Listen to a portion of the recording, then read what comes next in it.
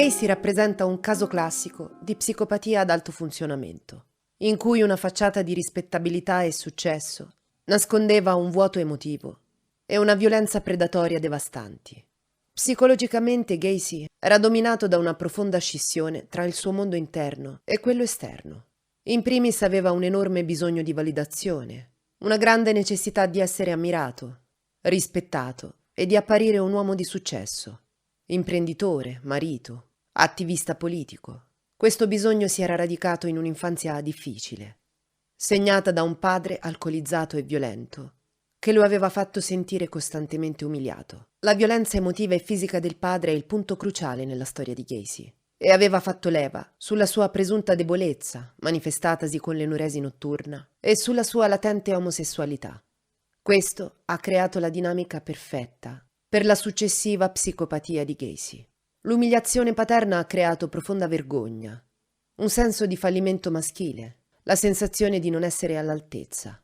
Il vero sé di Gacy, omosessuale e vulnerabile, è stato brutalmente represso per conformarsi all'idea di uomo forte che il padre di Gacy esigeva. The first search warrant was executed on December 13th. However, what is strange is you had 20 trained officers that came into that house, supposedly went down in the crawl space, crawled around. There was no mounds of dirt, there was no odor, there was no nothing. I never feared anybody going down that crawl space. The clowning was relaxation for me. I enjoyed entertaining kids. Like some people are, they unwind in different ways, either by going out drinking or that. I could put on clown makeup and I was relaxed. And I enjoyed doing it. It was only twice a month that I did it. Yeah, this was not used then for a lure to draw kids to you No, we would visit different hospitals and entertain the children there. And we didn't entertain them with handcuffs or anything like that. All we used was balloon animals and small toys and stuff like that. But we also did parades. And in the summertime, like on 4th of July, I used to be in 4 parades in one day. I've always told people when I got into clown makeup, I regressed into childhood. It was fun being a clown because you could be yourself or just let yourself go and act a fool. You could be slapstick and funny and have a good time. That's why I always enjoyed clowning. Clowning has taken a bad name. On a historical note, your Iowa conviction goes back to what year was that? 1968. 68. And what was, just in a nutshell, without getting in too deeply, what was the basis of the Iowa conviction? The basis of it was a sodomy conviction. It's the only thing I ever was sentenced to was a sodomy conviction. They're claiming that the state representative's son, who was on the other party, he claims that he was sexually abused by me. And in essence, he was blackmailing me for it. Now, what it boiled down to was oral copulation. And it was consensual. I moved to Waterloo, Iowa. I was honored as Man of the Year because besides working full-time, I also, I was the chaplain for the JCs and also ran the membership campaign. And of course, we used pornography. We had stag shows, and that's how we increased the membership from 150 to 400 members in that JC chapter. We were dealing with porno films, and we had a girl set up in a room in that. How about your dad, John? You had mentioned that you could never really please him, that he had talked of you in and I did not hate I didn't hate my dad either. But you did have a hard upbringing with him, did you not? My dad came from the old country, limited education, but he was a good provider and with strong will and strong views. He was also an alcoholic, sorry to say. Was he abusive? Did he strike out at you? When he drank, he was almost like a different person. My dad struck all of us children all the time. The media has called you a homosexual killer. What is your position on homosexuality? I have nothing against it. I'm an outspoken liberal. I don't care for any labeling for that fact. Do you claim homosexuality? No, I would definitely not be homosexual. I have nothing against what they do, and I don't deny that I've engaged in sex with males, but that I'm bisexual. You're bisexual? Right. My preference is women, and I've been married enough times and have children, and I see nothing wrong with it. My dad had conservative values If you were out after midnight, you were up to no good. My dad did not believe it. If you were out after dark and you didn't leave a phone number, you were up to no good. So I think that's why I tended to go that way more, just to be the opposite of him. I was married twice, and just because I didn't get along in the marriages, my marriages went down the drain only because I was a workaholic, working 7 days a week in that. Now, when the search warrants were effected in your case, they did find an awful lot in the crawl space of your home, did they not? Well, yeah, I had offered to sell him the house because I thought there was nothing down in the crawl space. Yeah. I had never had any qualms about him going down in the crawl space. Well, how many bodies were actually located on the property, and where? To my understanding, there was a total of 29 bodies or 28 bodies were found on the property. 27 of them under the house. And the rest? One was under the driveway, one was under the garage. So that makes a total of 29. Okay. Now, from the standpoint of the arrest, when you were arrested in this matter, what was the date of that arrest? Do you recall? December 22nd, 1978 is when I was arrested. The rope trick is not, the way I've described the rope trick is it's nothing more than a tourniquet. And I had explained it to them. I even demonstrated it to them. It would cut off the air. So if you're going to kill somebody, you just put it on their neck and twist it 3 times or 4 times or whatever until the person stopped moving. And you took him where? Out on the I-55 bridge. And that's where, how was he then taken from the car and placed into the river? Just opened up the trunk and dumped him in.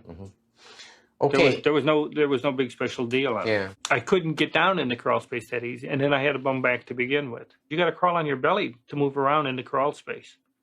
There is no way that I could have done any of the digging down there. I had enough trouble just getting down there.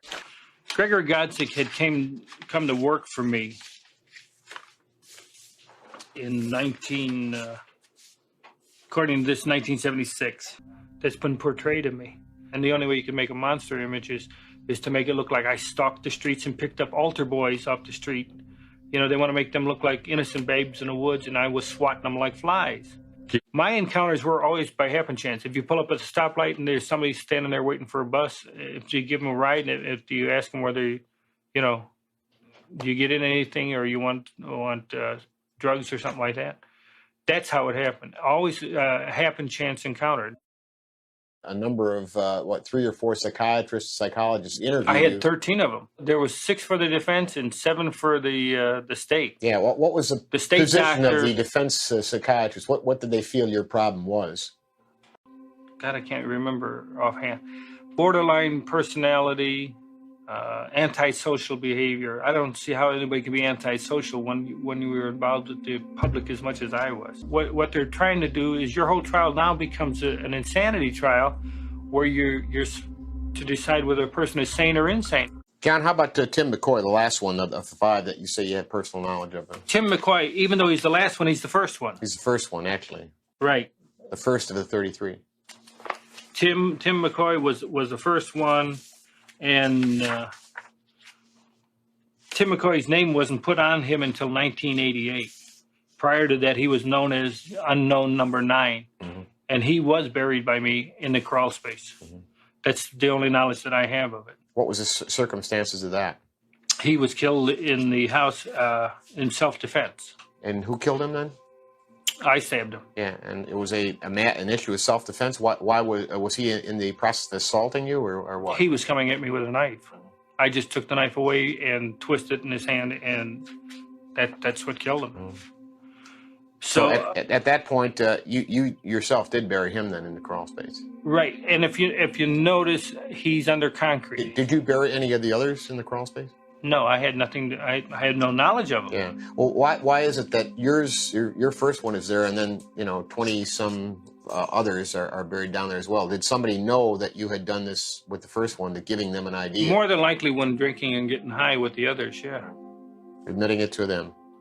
So you feel others then followed your suit in using this as a burial ground? Without a doubt. Yeah. My personal knowledge of the Zick case is that I had come home and Zick and Rossi were at the house. I had a few drinks. I went to bed. When I woke up the next morning, Rossi was sleeping on the couch and Zick was dead on the floor. I went about my own business and he was gone. later on. And where did he go? Where did he end up? I assumed he ended up in the crawl space. Did you see him being transported down there? No, wasn't present. Didn't do the transporting. But when he was dead on the floor? He was dead on the floor, yes. And did you have In the conversation hallway. with anybody about that? No. In other words, I just kept my mouth shut because I didn't want to get involved. My idea was to just stay out of it. John, let's step back to your childhood. What was your state of health as a child? At the age of 10, I was told I had a enlarged bottleneck heart. Okay, and so I had a tendency to pass out a lot. How about childhood illnesses? Did you have accidents rather? Any sort of I was hit with injuries or accidents? When I went to the other vocational school, when I first went to the vocational school, I got hit with a park swing in the side of the head. At what age was that? Approximately. 14, I believe. Had you ever been sexually abused by anybody? At the age of 9, there was a contractor. Building contractor? Building a house next door, and he used to pick me up and take me for rides, and always wanted to show me wrestling holds with always pinning my head in between his legs. But at the time, I did not look at it as sexual. He was showing me wrestling holds where my head was always constantly pinned between his legs or under his legs. I was 19 when I ran away, and that was in 80, not 80. I went to Las Vegas for 3 months, took my car and left. Yeah. I worked for Palm Mortuary, being the night man picking up bodies at the hospitals and stuff for them. I worked as a night man only. I did have nothing to do with the bodies. All this talk that I slept with the dead ones or had sex with dead bodies, there is no truth to any of that. You did live in the mortuary. I lived in the mortuary, yes, but not in the embalming room. I mean, they make it sound like, I slept in the crypts with them. The dead won't bother you. It's the living you got to worry about. I felt things were going to work out because I knew that I didn't do the killing, and I thought it would come out in the trial. I feel I was wrongfully convicted for 33 murders, and it was only because of sensationalism and ego. They had other suspects, and they had tunnel vision in to say, it's Gacy's house. It's easier to put everything on Gacy. As you know, I'm a bug about record keeping. All of my business records confirmed where I was, who I was with, what hotel I stayed at, what meals I ate. Everything was in the files. And all of those files on December 29th of 1978 were confiscated by the Des Plaines Police Department. And those files there alone could have proven that I wasn't in Illinois when 16 of these murders, when they finally set the dates as to when these murders occurred. If you feel that you're not covering up your part of the crimes, but at the same time you open up the thought that others were involved, would you be willing to cooperate with law enforcement people today? I got no qualms about that, but what I don't understand is why wasn't it done to begin with, Bob? The thing of it is, they want you to believe that I and I alone committed these murders, and I had nothing to do with the murders. And we believe there was 4 people involved, and that would be Michael Rossi, David Cram, Philip Paskey. Here we've got a Philip Paskey, and here he is involved with a guy named John Norman. And John Norman was running Boys for Hire. And these were organizations where wealthy men could hire young boys for sexual weekends. Il successo imprenditoriale e il clowning diventano la facciata perfetta per ottenere l'ammirazione sociale che il padre gli aveva negato, come fosse una sorta di compensazione e di sedazione dell'ansia prestazionale. Questo meccanismo si chiama negazione. Carol divorziò da Gacy nel 1976, prima della serie più prolifica di omicidi, che vanno proprio dal 76 al 78. Quando Gacy venne finalmente arrestato nel 1978 per via della scomparsa di Robert Pist, la polizia iniziò finalmente a notare gli odori sgradevoli e i segni di terra smossa, fino a che Gacy stesso non crollò e confessò il luogo delle sepolture. Fino a quel momento la facciata di Gacy lo aveva protetto. Era stata la sua unica difesa. When you look over the photos, I have no recollection of any of them. Never met them. None of them never worked for me. None of them, they never went to any places that I ever hung around. Just like I consider myself the 34th victim, I consider the families victims as well. because they did not get justice. Do you actually think that the investigation in my case has been done right? I believe in your case that there should have been more focus on others, as there should have been others checked out a little more thoroughly. That's the belief I've developed over these years. If John Wayne Gacy is guilty, then he should be punished. If John Wayne Gacy has others involved, then they should be brought in, they should be punished. Basically, I believe in total investigation and total justice, and that's really what I've been looking for all along. L'identità di Gacy come Pogo il clown è un dettaglio agghiacciante che è entrato nell'immaginario collettivo e ha contribuito alla moderna coulrofobia, ovvero la fobia dei clown. Gacy iniziò ad esibirsi prima come Pogo e poi come Patches alle feste di beneficenza dedicate ai bambini dei quartieri di Chicago, dalla metà degli anni 70. Indossare il costume da clown era un modo eccellente, per lui che si sentiva un disadattato, di integrarsi e guadagnare il plauso della comunità. Il costume gli permetteva di interagire con famiglie e bambini, rafforzando la sua immagine di uomo probo e generoso. L'associazione di un personaggio destinato a portare gioia con un omicida seriale ha creato una potente icona del male. Gacy stesso dichiarò: un clown può farla franca con tutto, anche con l'omicidio. Dopo il suo arresto, Gacy ha continuato a disegnare in prigione, producendo numerosi ritratti di Pogo il clown e altri soggetti macabri. Questi disegni sono diventati oggetti di culto nel mercato del memorabilia criminale. La sua attività di clowning non era però direttamente associata agli omicidi. Gacy infatti non uccideva i ragazzi mentre era vestito da clown, ma era solo un'estensione del suo metodo di adescamento, che lo aiutava a generare fiducia. Per chi lo stesse pensando, no, non c'è affatto un collegamento con It, il romanzo di Stephen King, dove, similarmente al caso Gacy, il protagonista era Pennywise, il pagliaccio assassino. Lo scrittore ha dichiarato infatti di aver semplicemente immaginato una figura inquietante, ma allo stesso tempo divertente, che rappresentasse l'archetipo delle paure infantili, ma non ha nulla a che vedere con il vero mostro, John Wayne Gacy, che qualche anno prima dell'uscita del romanzo e poi del film aveva mietuto nella realtà così tante vittime e in un modo così brutale da far rabbrividire anche la persona più impavida. Entrambi i figli di Gacy, Christy e Michael, e anche la madre, non avevano alcuna idea di questi crimini orribili e dovettero affrontare un trauma immenso dopo il suo arresto nel 1978, soprattutto dopo la successiva scoperta dei corpi sotto casa loro. Hanno scelto successivamente di vivere la loro vita lontani dall'attenzione dei media per l'intera durata della loro vita adulta. Shoelaces, huh? You're in trouble now. Yeah, right. Aren't you afraid sitting that close to me? Hitting children, I don't believe in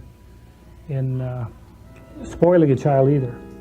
My values are such that if you give enough love to the children... You're accused of murdering 33 kids and you say you didn't believe in hitting. And you just turn this, and I says, it causes an tourniquet. I said, that's the only knot I ever learned.